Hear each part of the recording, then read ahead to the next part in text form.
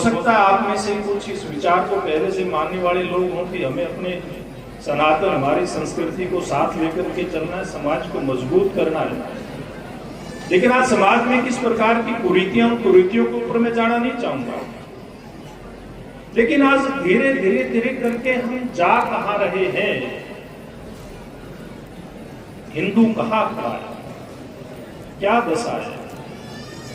मैं आपके क्षेत्र की तो महंत जी चर्चा नहीं कर सकता, मुझे नहीं जानकारी है आपके आसपास के गांव की सामाजिक स्थिति में कितना बदलाव आया है। लेकिन मेरे गांव के आसपास, मैं किसी मत पंथ की आलोचना नहीं करता, किसी की बुराई नहीं करता, लेकिन क्या हम धीरे धीरे करके कम नहीं होते जा रहे? क्या आपके पड़ोस में नई नई मस्जिदें नहीं बन रही? क्या आपके पड़ोस में गिरजाघरों की संख्या नहीं बढ़ रही? क्या मैं बहुत बेबाकी से बात कहना चाहता हूँ, वो तकलीफ के साथ बात कहना चाहता हूँ। अगर हम इसी प्रकार से घटते रहे तो कहाँ जाएंगे? अपने लिए कुछ मांग करके चले जाएंगे, कितना भी बड़ा सुख जीवन में लेकर के व्यक्तिगत रूप से चले जाए, जब तक समाज ठीक दिशा में नहीं चलेगा, जब तक समाज सुखी नहीं होगा, व्यक्तिगत सुख की आप कल्पना करके अपने जीवन को आगे नहीं बढ़ा सकते। ये मैं बड़ी जिम्मेवारी के साथ बात करना चाहता हूँ। हमारा देश कितना बड़ा है, मैं लंबी बात नहीं करूंगा, बहुत सारे वक्ता हैं मंच के ऊपर।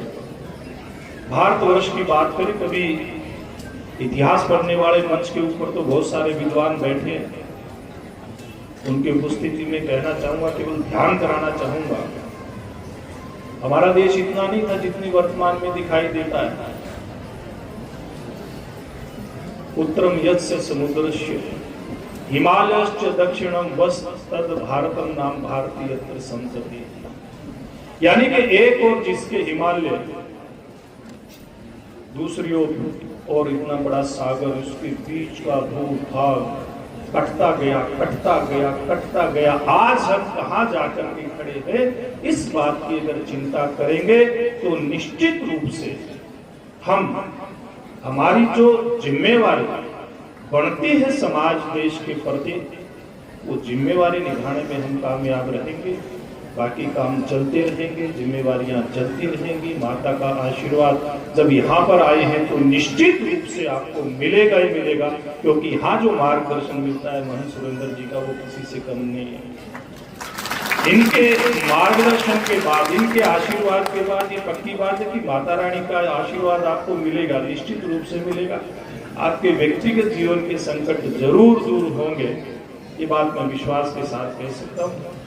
लेकिन फिर वही बात दोहराना चाहता हूँ, केवल व्यक्तिगत सुख से समाज सुखी नहीं हो सकता, देश आगे नहीं बढ़ सकता, हमारी सनातन संस्कृति बदल नहीं सकती। इसलिए हम इस बात की चिंता करते करते हम समाज को आत्मनिर्भर किस प्रकार से बनाएं, देश को आत्मनिर्भर किस प्रकार से बनाएं।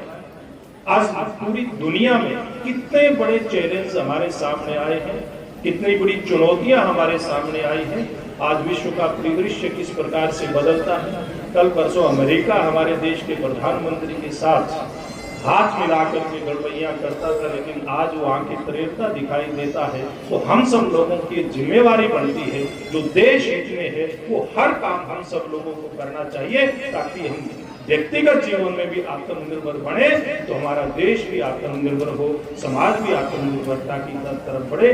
इस प्रकार के विचार अगर लेकर के चलेंगे तो निश्चित रूप से हमारा आज के ये जो बहुत बड़ा महोत्सव है बाबूजी महाराज के जन्म महोत्सव का, यहाँ हम सबका आना सार्थक होगा। और मैंने महंत जी से प्रार्थना करी थी, मैंने इनसे अनुमति पूर्व में ले ली थी, आने से पूर्व में ले ली थी कि मुझे अवश्य कार्य से जाना होगा। मन तो करता है, बहुत विद्वजन मंच के ऊपर बैठे हैं, इनकी बात सुनने का भी मन मेरा है, महंत जी के आशीर्वचन सुनने का भी मन है, लेकिन समय की अपनी मर्यादा है। इसलिए मैं महंत जी से माफी चाहते हुए, आप सबसे माफी चाहते हुए अपनी बात समाप्त करके आप सबसे मैं विदाई लेना चाहूँगा। आप सबका बहुत बहुत धन्यवाद और महंत जी का विशेषकर धन्यवाद, जिन्होंने आप सब लोगों को दर्शन करने का मुझे अवसर प्रदान किया और माता रानी का आशीर्वाद प्राप्त हो, मुझे इस बात का अवसर प्रदान किया। आपका बहुत बहुत धन्यवाद। माननीय बराला जी ने एक बहुत ही एक गहन चिंतन की बात और एक ज्वलंत